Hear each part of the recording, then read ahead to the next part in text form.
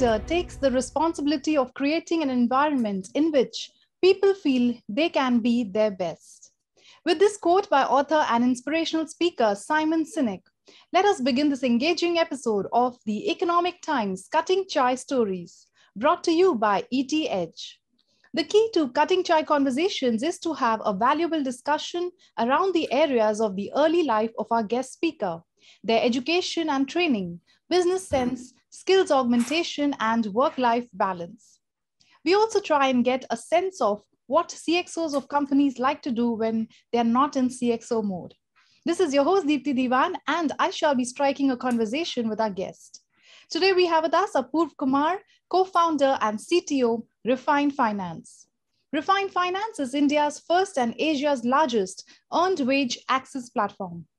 Previously, Apoorv has been associated with Shubh Loans, Goldman Sachs, and Qualcomm.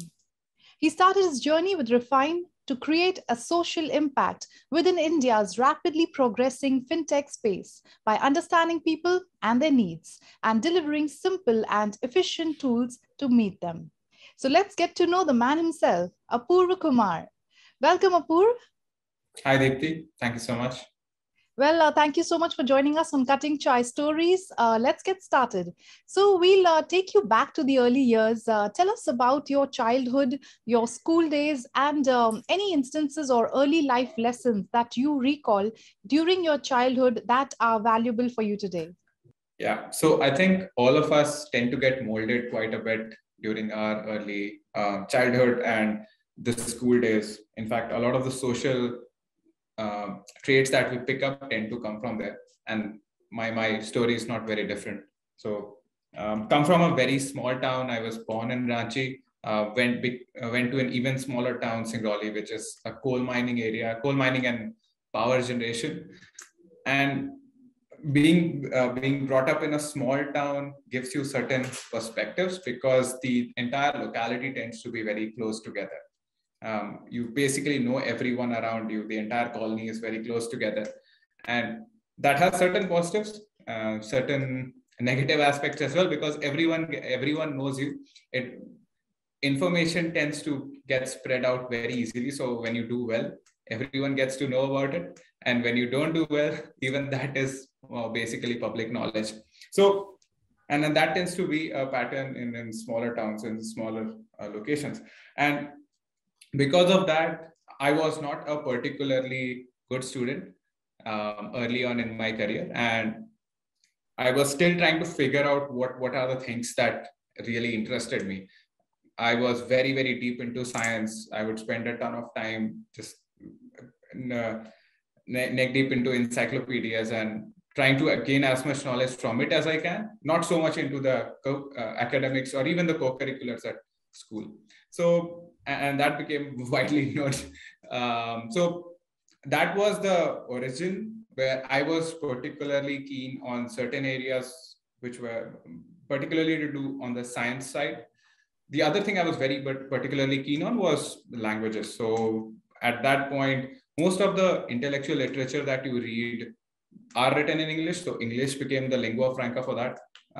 But slightly later on in my schooling, probably around when I was 12, 13, I got exposed to computers. Was very lucky that my dad got a computer for me. And I had basically a carte blanche on whatever books I needed. That's something my parents have always been supportive about. So I was able to get my first set of programming books. And once you get a sensation of being able to create something from scratch, that is just unparalleled. And that's where majority of my career started developing. I got introduced to computer programming languages, created my first game. And since then, it's been just a love story with the entire science of computers and programming. Wow. Well, thank you so much for sharing that. So I think you got the lessons in being a team player very early on in life. The fact that you mentioned that you were around a close-knit community, and also you discovered your passion and creativity that early. So thank you for sharing that. We move on to your college days now. You studied at IIT Guwahati, where you received your Bachelor's of Computer Science, and you were part of the coding club. So tell us about these days. What were these days like, and any instances or learnings that you recall during your college days that have shaped you as a person? Actually, my majority of my learning on the teamwork side happened in the college. So growing up, I just quickly connected with my upbringing. Growing up, I was the only kid, and therefore you never have that sense of brotherhood. Having that sibling, it adds a dimension to your understanding of relationships, which I did not have. And I was working with friends, but that one aspect got to learn slightly later in my journey. And I was very, very comfortable working alone. In fact, fortunately, unfortunately, a big part of Indian education system trains you for that, where all the academics, it seems like, is designed to get you into a room, get into a book, and then gain knowledge from there. So that was the case with me as well. Later on in the college, I took the same traits. I felt like all I had to do was just get in a room, study, and that would be the end of it. One thing I was very particular about is that I was keen on academics and I wanted to get some research work done while I was at college. And that was supposed to be the foundation for my future decisions, whether it was in research or in industry. I started working on a particular project. In my first year itself, when people were trying to figure out which branch that they want to continue in and if they want to change something, I have been lucky to have decided that I wanted to be in the area of computer science and mathematics very early on in my career. So after that, it's more around what I want to do in that particular area rather than which field to pick in the first place. So in the first year, I was fairly confident about, yes, I want to pick something very, very novel, do some research on it, and try to come up with something a very meaningful piece of research on it. And I reached out to a professor. I convinced her that even in my first year that she can give me a research project and I can start working on it. Interestingly, I gave everything I had to that particular research project. I spent vacations working on it. And ultimately, at the end of in my third year, I got to realize what had happened there. So I went into the work of into the mode of operating solo and trying to deliver that all by myself. And then I got to realize that when you try to reach or try to solve a problem of a particular complexity, it cannot be done alone. You absolutely need right team members. You need people to bounce ideas off of, and you need those brainstorming capabilities that you do with a particular team. And that was my key takeaway. I learned quite a bit from IITs. In fact, there are so many smart people. It becomes an amazing experience just being around them. But absolutely, hands down, my key learning from college was that you can't make big things happen all by yourself. And the first thing you should try to do whenever you try to embark on a very meaningful, a very impactful journey is to figure out who your teammates are going to be. So the entire experience of finding the right team, trying to achieve a big goal, comes from doing it the wrong way, then realizing that, yes, that's not the right approach and it needs to be done alongside a team, particularly with people with complementary skill sets. If everyone brings the same sort of knowledge base and the same thought process to the table, it's still better than having no one. But a complementary skill set oriented team tends to achieve so much more. Absolutely. Well, we'll talk a little bit more about this. So, talking about your leadership style and team building style, you've mentioned, and I quote, I personally ensure an environment in which each member of the team can achieve their best. Could you elaborate on that for our viewers, please? And how do you create this environment? And tell us more about your team skills and leadership skills. Yeah. So, my leadership skills actually start from my first job, where I was absolutely not fit for a leadership role. So I was able to convince some senior team members. I was able to communicate well. So I was able to convince them that I might as well start managing a few folks. not in a very formal management position, but definitely taking on a lot of responsibility in that direction. And this is where I started to learn how wrong my thought process was in terms of leadership. So the way I approached it early on is that I was good technically. In fact, I was able to handle very, very technically challenging problems, and that had been my strength from the past. That is why I was able to get into Goldman through the entire rigorous process. And I was around similarly smart people who were technically very, very sound. So my approach tended to be that, yes, you have to be technically very sound. Once you have figured out the technology piece of it or the technical side of it, then you start working on how you can scale it up, how you can work on the processes around it. And then finally, once you have the entire ecosystem figured out in terms of how to make things happen, then you figure out who are the right people or how you can go about achieving it. And it was just completely wrong. So what happened is, it was the first time me trying to mentor very, very smart people. Previously, it was more of a peer relationship where I was in college, everyone is a peer, or maybe even the juniors, right? So it's not much of a strong mentor relationship there. Yes, you can guide people, but here it's a professional environment where you have to achieve certain goals. And this is where things come to the fore. So early on, my leadership style was not particularly conducive to making great things happen. Yes, I was able to guide people technically, but that's obviously not enough. When you want people to be able to deliver their level best, you have to empower them to achieve great things. And yes, you have to be a guiding force wherever required. But the point of working with very, very smart people is that they tend to figure things out on their own. Even if you're not the right person guiding them, I've seen a lot of managers who aren't incredibly good technically themselves, but they empower their team well enough that the team just goes out there and figures out the answer. So your personal technical ability, yes, it does help you build a certain level of respect from your team, but that's a very, very small element. Ultimately, it becomes about how do you empower your team properly. Towards the later part of my career, and then this is where I realized, and my current leadership style comes from, is that my entire ordering was incorrect. First thing you have to start with is people. Everything starts with that. Are the people motivated, inspired to achieve that particular mission? Do they feel like they have the right tools? Do they feel like they are personally inclined or have that conviction to make things happen? This is where everything begins if you are embarking on a particularly challenging journey. The second thing you have to figure out is the processes. You have to have processes to empower these people to deliver their level best and make sure that everyone is working in the same direction. They're completely aligned.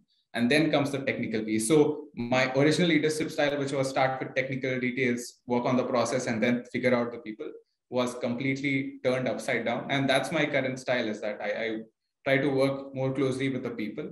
I try to empower them with the right processes. Ultimately, together, we figured out the right set of technology and the technical details.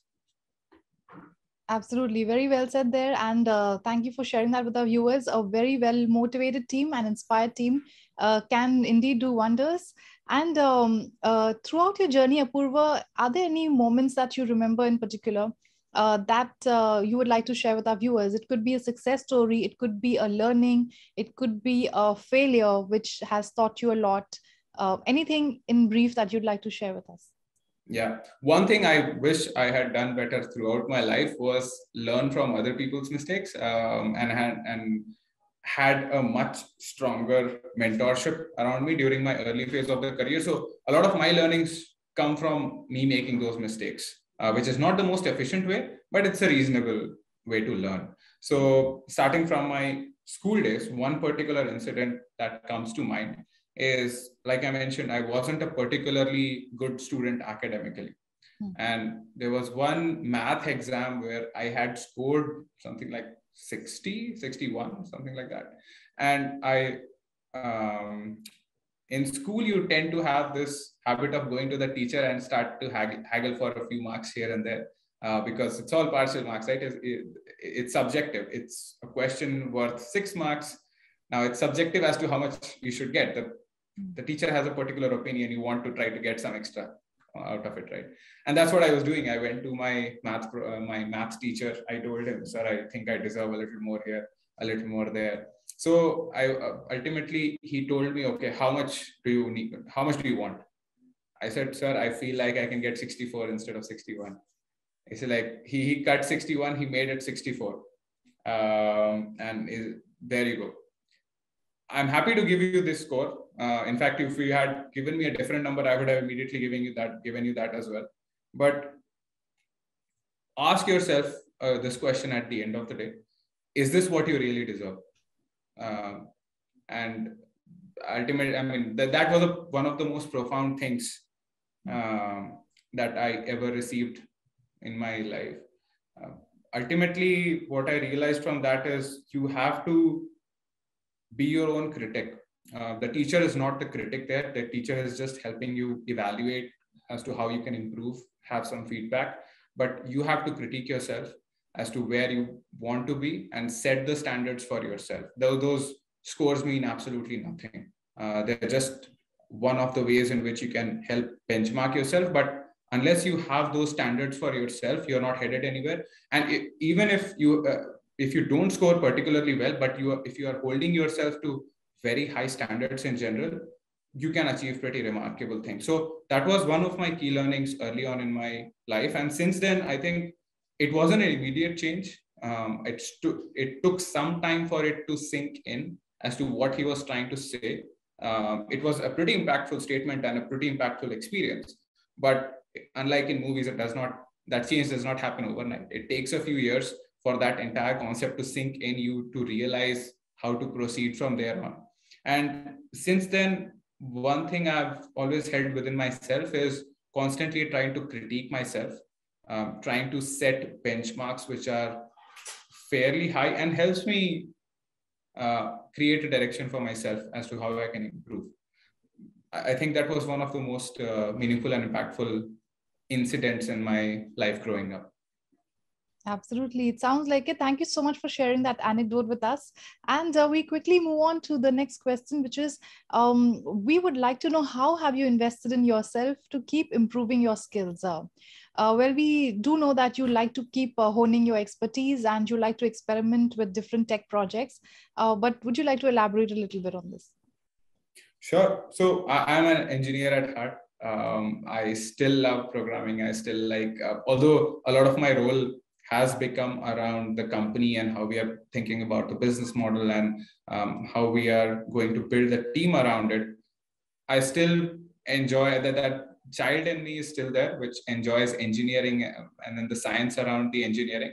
So I try to take out as much time as I can trying to study new concepts. But again, that's a small element of it.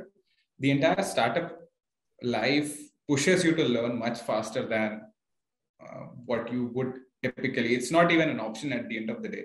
If you are not, because the company is growing so fast, the only way you can try to keep up with the company is by constantly upgrading yourself. And the challenge, you don't have to go around looking for those challenges. They just present themselves day after day. Personally, what I try to do is have a very logical framework of how I measure what I'm trying to achieve and whether I have been able to achieve those things or not.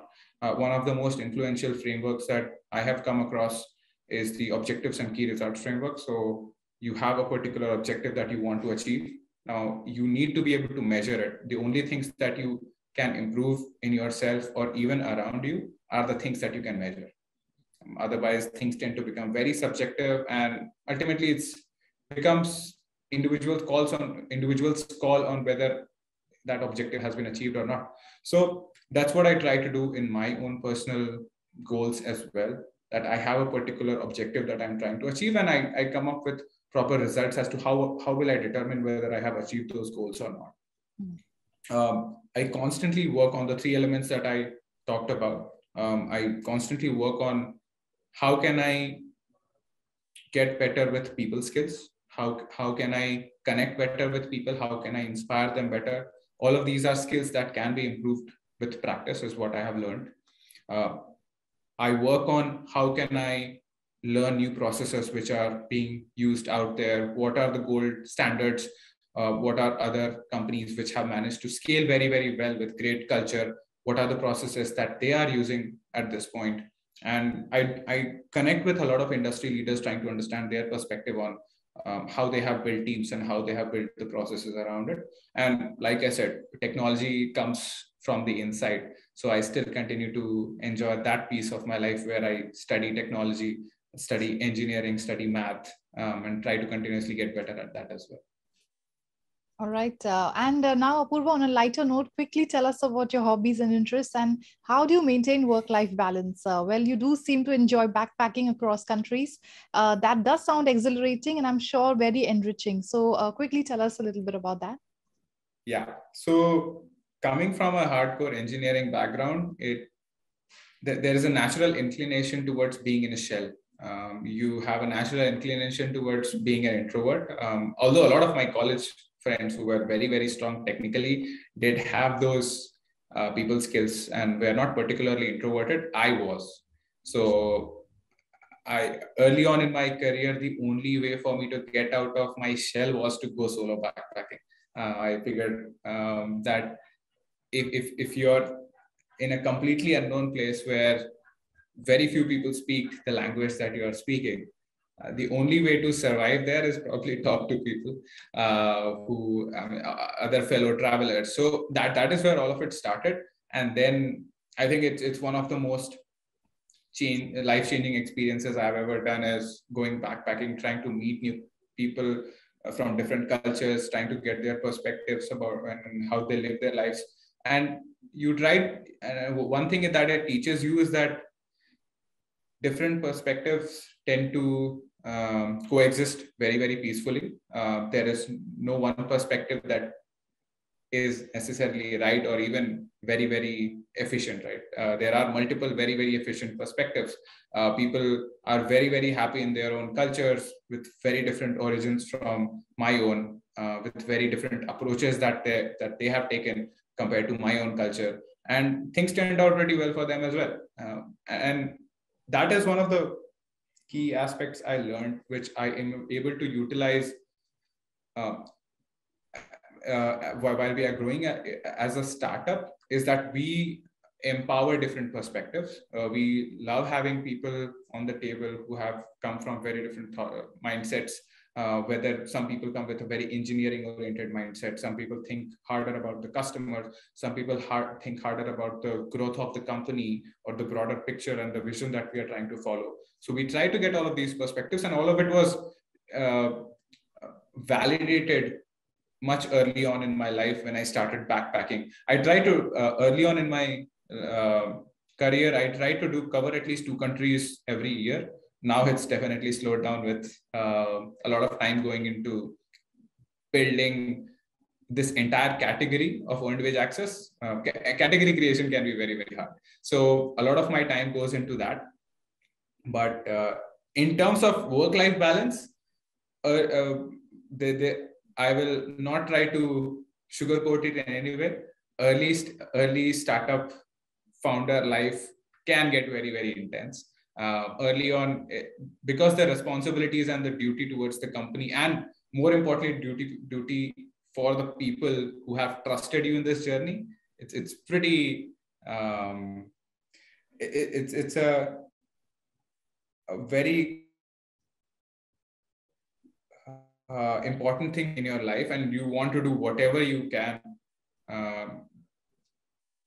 as long as you are able to maintain your sanity. So the best I do right now is that take some time off during the weekend to replenish, and so I can just deliver my level best in the next week. But yeah, the work can be stressful and it can get very, very intense, but it's all for a good cause, and it's an amazing journey. Just like what I experienced during backpacking. Even backpacking can get intense, it can be very, very tiring, but it's a beautiful journey nonetheless. Absolutely. And it teaches you so much.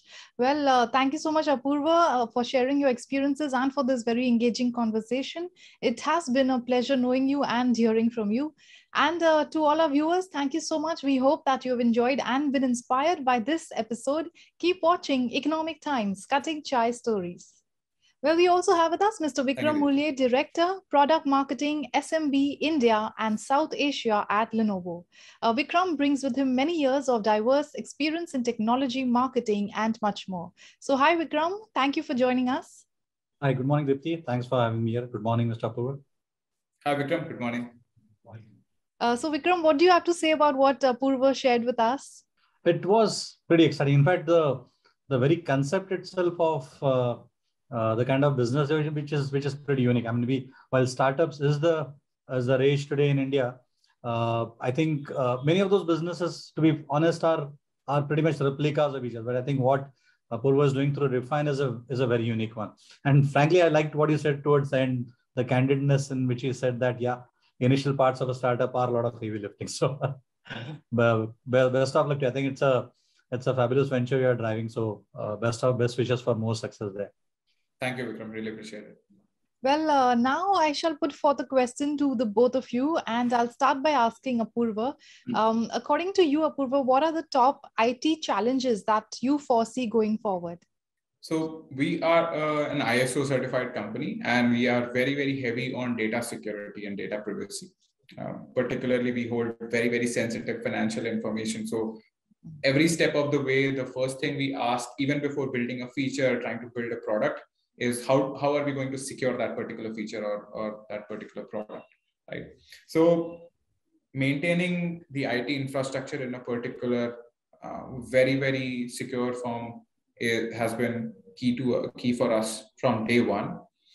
I think how the ecosystem has evolved is the tooling has become much better, particularly with a lot of the infrastructure moving to the cloud. It has become much easier to manage it rather than the in-house data centers or in-house hardware that we had to manage. There is still a good amount of hardware or IT assets which tend to be around us. We try to do our level best to secure them, follow the most gold standard practices out there. Along with that, we make sure that our employees are educated around how to keep those systems secure and follow the best practices around security themselves. Absolutely. Well, thank you for sharing that. And coming to you, Vikram, we'll ask the same question. What, according to you, are the top IT challenges that you foresee? Okay. If I were to look at it from a Lenovo perspective, more from a solution provider perspective, what we are seeing clearly is hybrid work is for here to stay clearly. I mean, in the last 2 years, there were debates whether it will be permanently work from home or whether it will return to office. But I think the consensus seems to be that we will move to hybrid work scenario for most of the organizations. And what are the IT challenges coming up due to that? I think one thing which Mr. Apoorv said is something which I echo fully, which is security. Because in a lot of cases earlier, when data was of paramount importance on security, what customers did is they kept it physically within the premises. But now, since most of the roles are moving outside office, both on the enterprise data center side as well as on client, maintaining security is becoming a bigger challenge for CTOs who we talk to. The other is also having a real-time visibility to assets, doing asset management. Because again, to the same point which I said earlier, when they were in offices and the assets outside were low, tracking those was pretty easy. And a related thing is also to do with device management, device deployment, mobile device management, as we call it. And the last thing which we are seeing, which again is an opportunity for us, the way we see is a lot of CTOs, CRs we are talking to are also looking for quick deployment of assets and better services. Again, to do with the hybrid work scenario, more secure setup which is needed. So broadly, those are the few challenges which we are seeing. All right. Well, thank you for sharing that, Vikram. And thank you so much, gentlemen, for sharing your thoughts with us. And to all our viewers who are enjoying this conversation, keep watching this space for more interesting stories. This is the Economic Times Cutting Chai Story.